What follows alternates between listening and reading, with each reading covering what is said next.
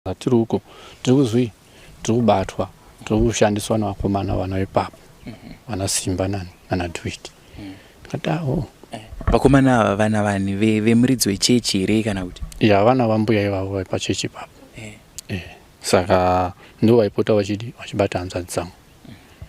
Saka hanzvadzi dzangu ndondoti zochiendawo kumabasawo kusvika dzakasvika kuzoroorwawo zvadzo kusvika up to now. Saka imwe hanzvadzi idoko yacho ndo yakasara ipapo. Isisara ipapo yakanga yagrade 7.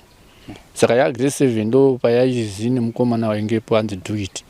Iye ndiye nyakutotaura achiti mwana uyo anonga ane nhumberi maswera ndaizviita.